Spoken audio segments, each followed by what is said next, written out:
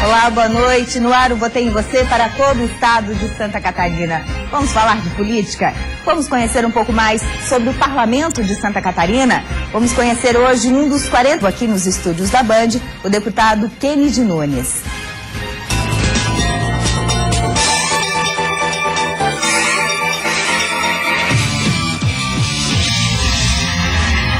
Kennedy Nunes vem para o seu terceiro mandato como deputado estadual aqui na Assembleia Legislativa em Florianópolis. Ele representa a cidade de Joinville, tem 45 anos, é do mesmo partido do governador, PSD, e foi eleito em 2014 com 44.019 votos. Uma votação muito expressiva para um deputado que representa aí a maior cidade de Santa Catarina. Boa noite, é um prazer recebê-lo. Obrigado a vocês da Band por estar aqui, expressiva e com muita responsabilidade. Por conta que é a segunda reeleição. Então isso dá uma responsabilidade maior. A primeira sempre é aquele negócio, eu estou fora, eu vou fazer. A segunda, quando você vai a uma reeleição, o eleitor já tem uma base do teu trabalho. Se conseguindo a segunda reeleição, um desafio bem maior.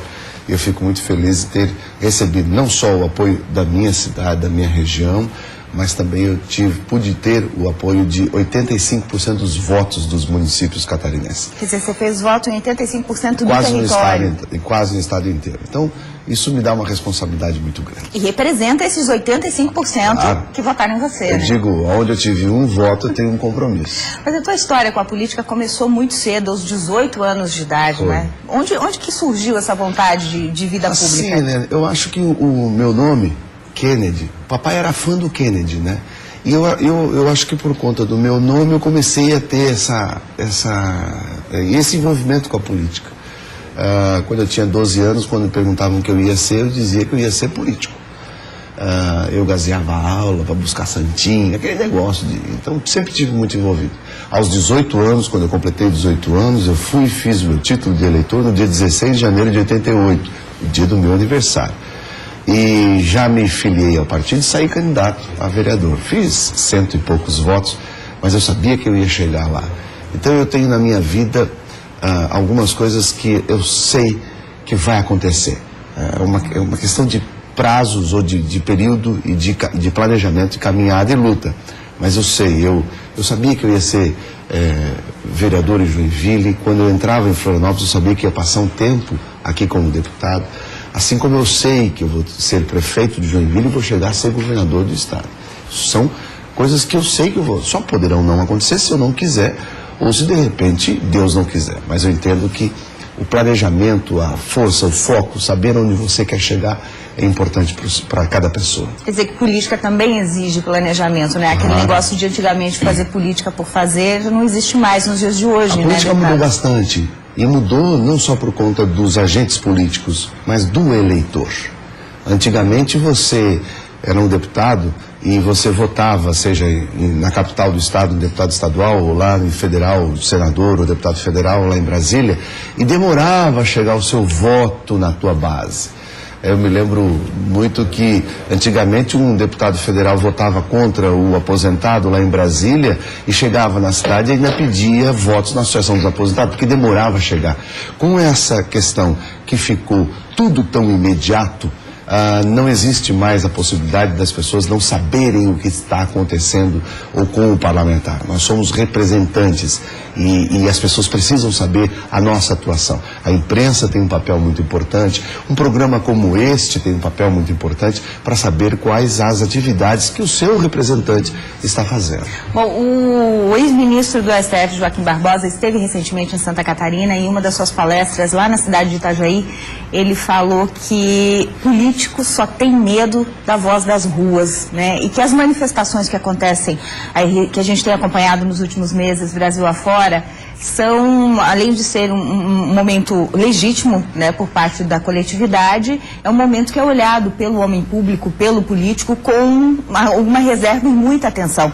O senhor concorda, enquanto deputado, essas manifestações que a gente tem visto em Santa Catarina, pelo Brasil afora, esse descontentamento do eleitor com o seu eleito? Existe um afastamento do eleitor e do eleito, não na sua maioria, mas a grande parte. Eu só fico preocupado numa coisa: nós estamos vivendo um momento de ativismo de sofá. O que é o ativismo de sofá? Eu estou sentado no sofá, então eu vou ali na rede social, no meu tablet, no smartphone ou no computador e faço uma crítica, Isso é diferente do que eu vivi, e talvez você também lembra disso e ter vivido, o Fora Collor. É bastante diferente. O Fora Collor era pintar a cara, ir para a rua e botar a sua indignação. Hoje parece que o Fora Collor é você curtir, postar ou compartilhar uma coisa da internet que muitas vezes não é verdade. Não é a sua ideologia. Acho que falta um pouco de ideologia para as pessoas, não é? Porque se fosse valer mesmo, se valesse essa tese do ex-ministro Joaquim Barbosa na sua essência, nós tivemos há um ano atrás, quando o Brasil foi às ruas, mas é claro, sem uma movimentação, sem um líder, sem um tema específico. Eu me lembro muito bem que tinha um camarada lá protestando com um cartaz em branco, e protesta o quê? Não sei, estou aqui. Ou seja, sem um tema, e isso perdeu-se um pouco. Se tivesse valido isso daí, nós não teríamos vivido a reeleição da Dilma. É verdade. Segundo, nós fomos agora este ano na primeira manifestação, onde houve muito mais do que a segunda, mas muito menos do que a de julho. Vem diminuindo. Vem diminuindo. E por que vem diminuindo isso? Porque isso é um reflexo desse novo momento tecnológico que nós estamos vivendo. Mas se você observar, a realidade digital é muito diferente da realidade analógica do protesto na rua. Porque se você fosse pelo que está rodando na internet, nas redes sociais, o Brasil ia parar. Na verdade, a única coisa que valeu mesmo para alguma mudança real foi a parada dos caminhoneiros. E daí essa parada dos caminhoneiros não é o ativismo de sofá. Aí é o produto que começou a não chegar no supermercado. A economia que travou. A economia que travou, o produto que não saiu da produção. Aí sim. Aí o que aconteceu? Eles mudaram o valor do pedágio para eixo levantado, eles mudaram a questão da hora do trabalho, ou seja, houve mudança. Teve resultado. Teve resultado, mas essas daí, por exemplo, há quanto tempo eu falo da questão de subsidiar o transporte público, dar mais qualidade ao transporte público? Eu me lembro que eu comecei a falar isso em 2008 na campanha de prefeito. Era um louco falando. Onde é que já se viu subsidiar o transporte? E eu dizia naquela época, nós vamos ter um colapso no trânsito. Por quê? Porque eu estudei muito sobre isso. A Europa, o governo, por exemplo, o governo na Alemanha, ele subsidia 60% do transporte público. É preciso fazer. O que aconteceu? O governo federal incentivou a compra dos veículos, porque ele tinha um compromisso com a indústria automotiva, tirou IPI, ele fez tudo para comprar o carro, baixou os juros, abriu o crédito, mas só que ele esqueceu de preparar a infraestrutura, as rodovias e as ruas. Aí estranca tudo. É verdade. Bom, a gente vai para o intervalo comercial, depois do intervalo a gente volta falando sobre as leis que já foram propostas e aprovadas, que estão em vigor hoje, leis essas propostas pelo deputado Kennedy Nunes, e também sobre seus projetos de lei em discussão no parlamento. Um instante só, a gente já volta.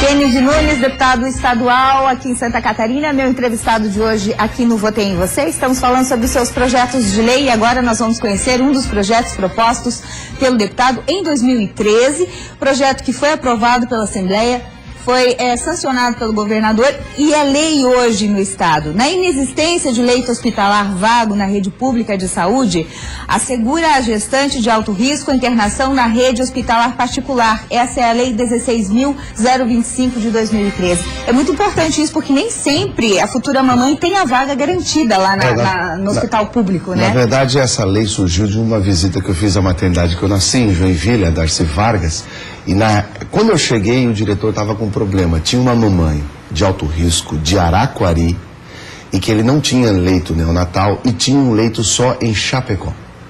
Aí ele disse: deputado, arruma um avião para eu levar essa parturiente para lá, porque de ambulância não dá.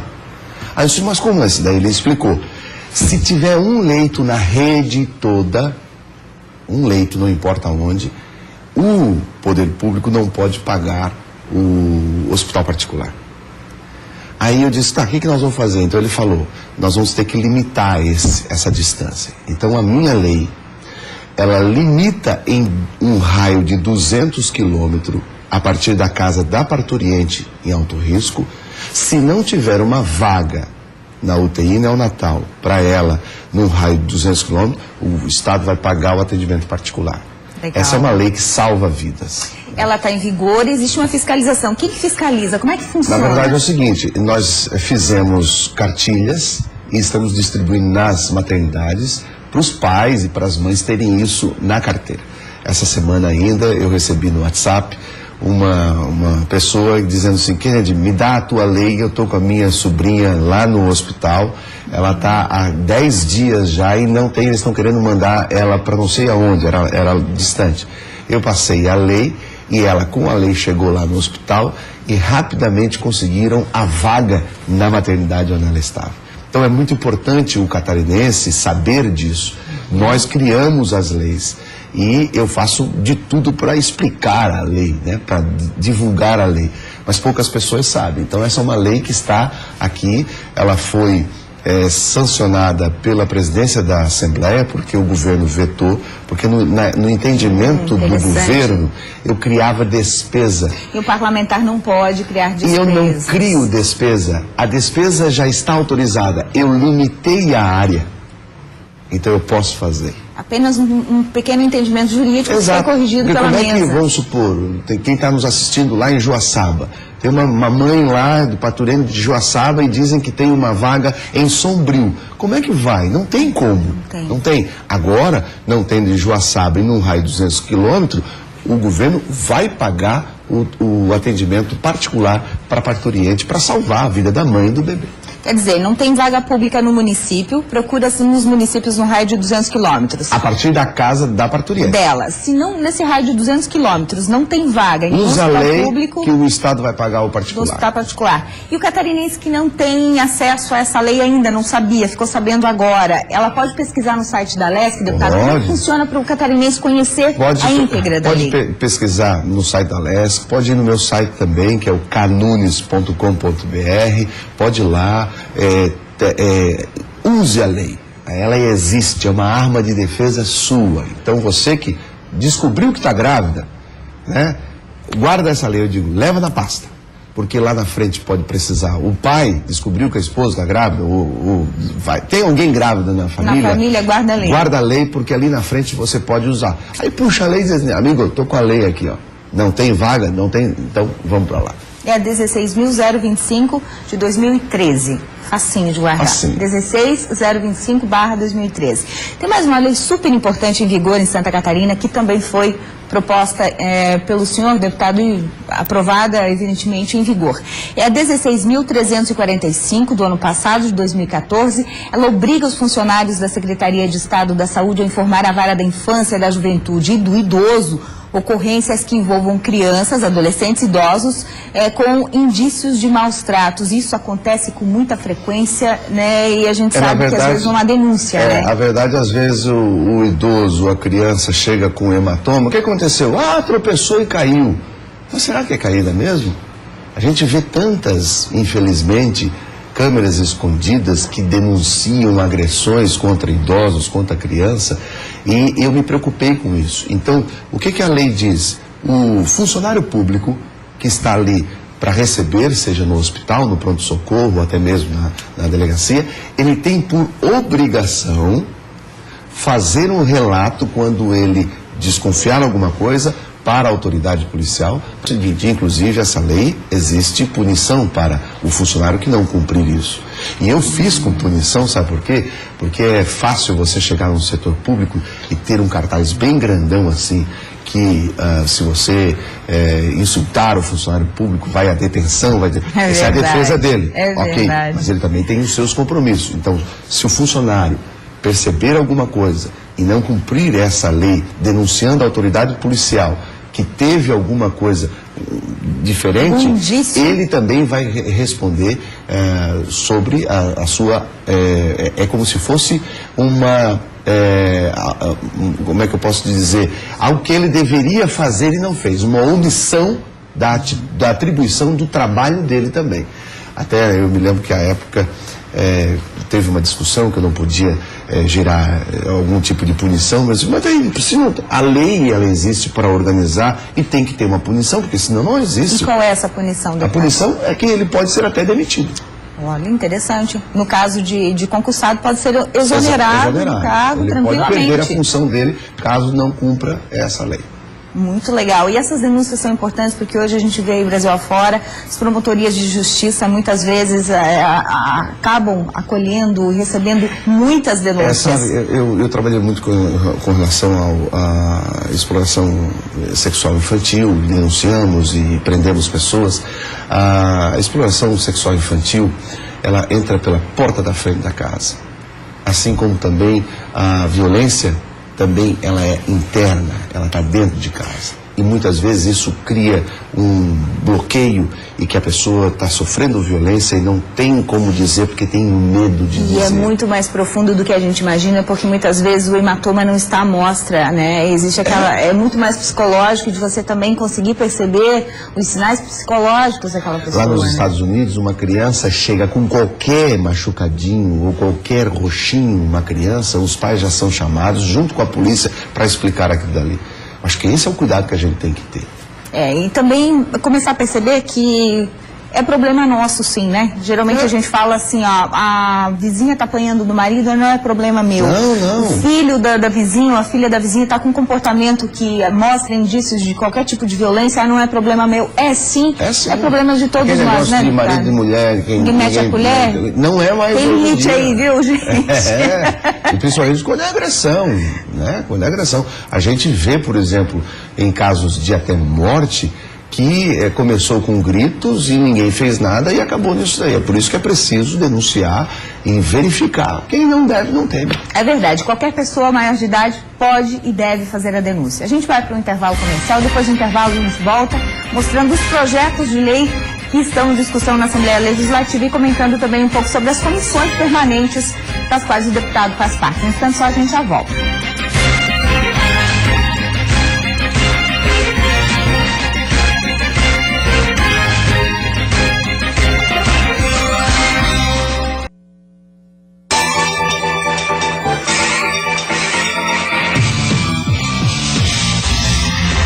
Deputado Kennedy Nunes, deputado estadual pelo PSD em Santa Catarina, no seu terceiro mandato, é meu entrevistado de hoje aqui no Votei em Você. E agora nós vamos conhecer neste último bloco os projetos de lei, pelo menos dois principais que estão tramitando na Assembleia Legislativa, projetos de lei propostos pelo deputado. O 051 dispõe sobre a implantação de academias de ginástica ao ar livre, com aparelhos adaptados às pessoas com necessidades especiais. Muito legal esse projeto, deputado. A gente já percebe as academias que são importantíssimas, né? Virou febre, nas praças, né? Virou febre. A minha filha passou esses dias por uma academia e disse assim, ó pai, olha lá, um estica velho. Eu me senti uma idosa agora, mas tudo bem. Mas ela é adolescente e esse é o comentário deles das leis. Mas não é só de idosos, as pessoas estão usando isso daí, né? Como uma opção. Como muitas vezes falta a opção de dar uma boa caminhada, porque não tem calçadas boas, não tem um parque. Essas academias, eu não costumo de chamá-las de academias de idosos, porque tem muita gente que não tem nada de idade um pouco mais avançada e está fazendo lá. É saúde. Só que a minha preocupação qual é? O dependente, aquela pessoa que tem algum tipo de deficiência, também poder participar. Então, esse projeto ele garante às pessoas deficientes aparelhos adaptados para eles também. Então, a nossa lei, ela cria essa disponibilidade, a garantia da pessoa com algum tipo de deficiência física, ela possa também ter aparelhos adaptados para ela. Bom, é um projeto de lei que está em tramitação. Se ele for aprovado pela Assembleia e virar lei, vai atingir academias já construídas, já em atividade, ou são para novas academias? É que assim, a ideia é também fazer com que essa adaptação alcance as que já estão montadas, né? para que nós não venhamos a ter diferença. Certo. Então, como é um projeto que nós entramos agora, com certeza os outros parlamentares vão ter as suas ideias, vamos estar discutindo, mas eu entendo que é de suma importância garantir acessibilidade para essas pessoas também nesse espaço público. Esse projeto está em comissões? Está em comissão, ainda vai passar pela CCJ, depois vai para as comissões temáticas, entre elas as pessoas com deficiência, que com certeza votará a favor para que nós possamos levar para o plenário e colocar em prática. Bom, a gente pode ir acompanhando, né, gente? Tanto pelas sessões que são transmitidas ao vivo pela TVA, quanto pelo próprio site alesc.sc.gov.br. Tem mais um projeto de lei super interessante do deputado Kennedy, e esse aqui eu me identifiquei, tá? Como vegetariana, te falo que é complicado, viu? O 041 de 2013, ele pretende obrigar os estabelecimentos que comercializam produtos alimentícios a disponibilizar um local único, né, em específico aí, com destaque aos produtos destinados a celíacos, diabéticos, com intolerância à lactose e vegetarianos. É difícil, é complicado, às vezes... Eu tenho lá em casa intolerantes à lactose. Aí eu sei a dificuldade que é. Os celíacos também, né? E hoje nós temos muitas pessoas com esse tipo de necessidade de refeição especializada, diferenciada, e nós temos um número muito grande. Isso está sendo um produto a oferecer das indústrias e virou um nicho de mercado também para isso. Só que qual é a dificuldade? Você sabe que numa gôndola de mercado, até a posição, se é mais em cima ou mais embaixo, os principais produtos eles vão na altura dos olhos. Sim. Onde você olha. Então tudo isso existe um marketing e uma forma para colocar os produtos. E como esses produtos muitas vezes não é tão procurado, eles colocam lá embaixo, onde não é tão visto. Qual é o nosso projeto? Nosso projeto é ter glândulas específicas para esse tipo de produto. Esse projeto está desde 2013 lá. Existe alguma dificuldade na tramitação? Muito grande da Associação Catarinense de Supermercadistas em não aceitar. Eles não querem. Por quê? Porque eles dizem que que não vai ser. Só que é o seguinte, eu entendendo isso como forma diferente, eu disse, se eu fosse dono de supermercado, eu usaria isso como um poder de chamamento para cliente. Marketing positivo? Marketing positivo. Eu diria assim, no meu mercado, os produtos especiais você encontra numa única glândula. Qual é o argumento principal da associação? Eles dizem despesa porque não é. Eles dizem que isso, por exemplo, isso teria que ter uma câmara frigorífica específica para botar. Eu disse, olha, não é uma câmara específica. Você pode colocar naquela câmara um setor específico. Mas daí a gente começa a observar que existe também por parte do mercado a venda desses espaços para os determinadas fornecedores. Marcas. Aí eu não quero saber isso daí. Eu quero saber dar a garantia ao cidadão, como você, vegetariana, saber que você vai chegar lá e por força de lei o supermercadista vai ter que te atender melhor. Essa é a minha função. Se o seu supermercado está vendendo para X marca ou Y marca aquele espaço, eu não me importa. O que me importa é com você, cidadão. É com o celíaco que não pode comer o glúten, é com o diabético que não pode comer o açúcar, é com o intolerante à lactose que não pode tomar o leite.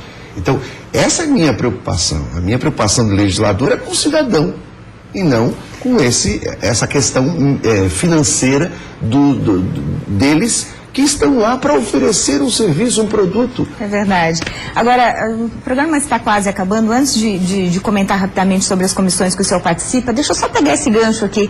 Não frustra um pouco para o parlamentar quando o interesse econômico acaba interferindo em projetos de lei como este? Acontece muito mesmo. Muito, sim. Isso é uma vitamina para mim. Sabe aquele joguinho, quando você pega um prêmio e daí te dá força e você vai quebrando tudo? Quando tem uma resistência dessa, para mim, é a minha vitamina para eu ir com mais força ainda. Por quê? Porque eu sei a essência do que eu estou fazendo. A essência é boa. Eu não estou querendo prejudicar ninguém, eu estou querendo facilitar a vida do cidadão.